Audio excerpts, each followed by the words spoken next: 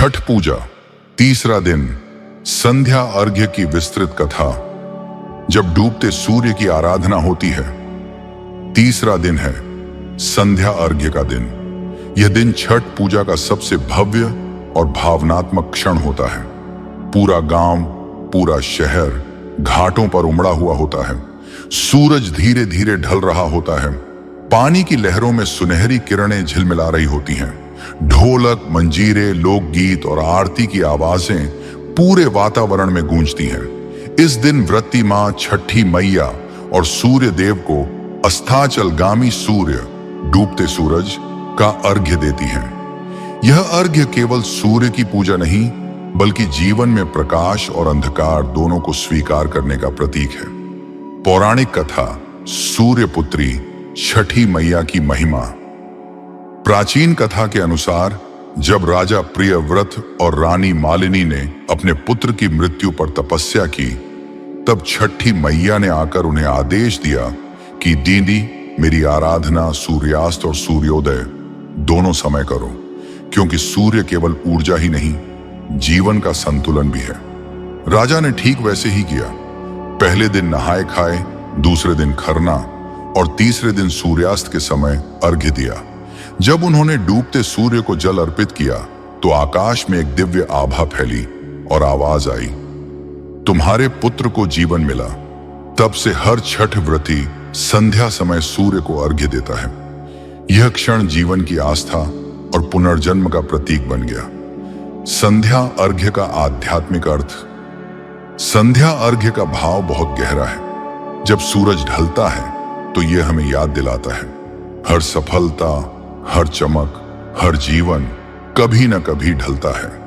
पर अगर श्रद्धा है तो अगला सूर्योदय जरूर होगा। व्रती जब सूर्यास्त के समय अर्घ्य देती है तो वह कहती है, हे सूर्य देव, आपने दिन भर हमें ऊर्जा दी। अब हम आपको प्रणाम करते हैं और आभार व्यक्त करते हैं। यह आभार कृतज्ञता और विनम्रता का प्रतीक है। वातावरण का वर्णन, घाटों पर भक्ति का सागर। संध्या का समय, आकाश में हल्की सी सुनहरी आभा, घाटों पर हजारों दीपक झिलमिला रहे हैं। नदियों के किनारे महिलाएं लाल और पीले वस्त्रों में सजी हुई हैं। व्रती मां के हाथों में बांस की टोकरी, जिसमें ठेकुआ, केला, नारियल, सिंघाड़ा और गन्ना रखा है। उनके माथे पर हल्दी सिंदूर का तिलक और चेहरों पर अद्भुत तेज।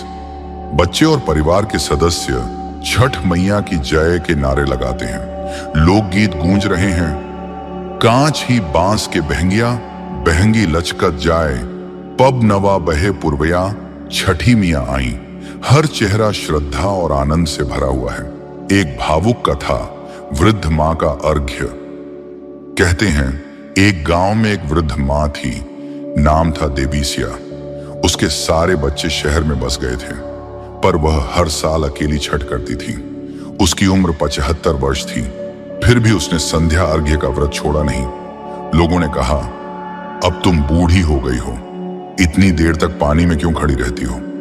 मां ने मुस्कुराते हुए कहा, बेटा, जब तक सांस है, छठ मैया के प्रति मेरा विश्वास रहेगा।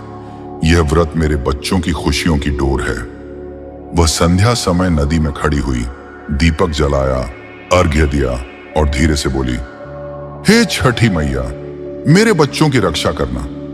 अचानक हवा का झोंका आया, दीपक जलते हुए ऊपर उठ गया और सबने कहा, देखो, छठी मैया ने आशीर्वाद दिया। अगले दिन उसके सभी बच्चे बिना बुलाए घर लौट आए। यह दृश्य गांव के लोगों के लिए भक्ति का प्रमाण बन गया। व्रती की भावना और अनुभव। व्रती मां के लिए यह अर्घ्य देना एक जीवन की परीक्षा होती है। दिन भर निर्जला रहना, संध्या के समय ठंडे जल में खड़े रहना और फिर भी चेहरे पर मुस्कान रखना, यह केवल भक्ति नहीं, यह त्याग की पराकाष्ठा है। हर व्रती के दिल में एक ही भाव होता है, मेरा परिवार सुखी रहे, मेरे बच्चे स्वस्थ रहें और छठी मैया हमेशा कृपा करें।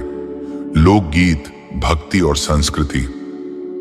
संध्या अर्घ्य के समय जो गीत गाए जाते हैं, वे मां और प्रकृति के बीच संवाद जैसे लगते हैं। डूबत सूरज देव, तोहर अर्घ लें, छठी मियाँ तोहर किरण मांगे। सूरज देव जरा धीरे चल, छठी मैया आवत बाड़ी।